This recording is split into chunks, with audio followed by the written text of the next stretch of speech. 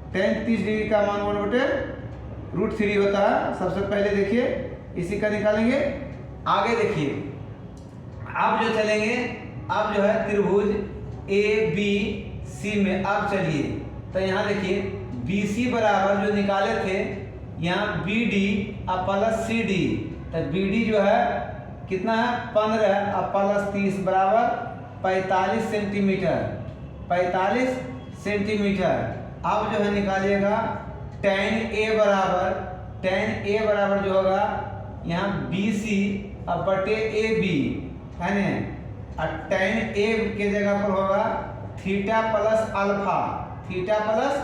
Alpha, यहाँ BC जो आया 45 अब बटे में हम 15√3। अब देखिए 15 से काटिएगा, 15 दिया 45 है न, और यहाँ tan अल्फा का मान, थीटा का मान तो दिया हुआ नहीं है, थीटा अब प्लस अल्फा का मान यहाँ से निकाले 30 डिग्री सॉरी पहले लिखिए tan थीटा प्लस अल्फा बराबर जो होगा कितना, इसको और काटेंगे 3 से √3 बार में, यानी कि √3, यानी कि आ गया थीटा प्लस अल्फा बराबर कितना डिग्री 60 डिग्री है ना, और tan 60 का मान √3 होता है। अब देखिए थीटा का मान निकालना, थीटा प्लस अल्फा का मान यहाँ से दिया हुआ है 30 डिग्री बराबर 60 डिग्री, अर्थात थीटा बराबर 60 डिग्री माइनस 30 डिग्री बराबर कितना हो जाएगा 30 डिग्री आंसर आ जाएगा। कितना आ जाएगा 30 डिग्री हमारा आंसर आ जाएगा। एक तरीका ये है बनाने का। चलिए वीडियो अच्छी लगी तो लाइक और शेयर करें। देखते रहिए सागर कोचिंग सेंटर में। थैंक यू, धन्यवाद।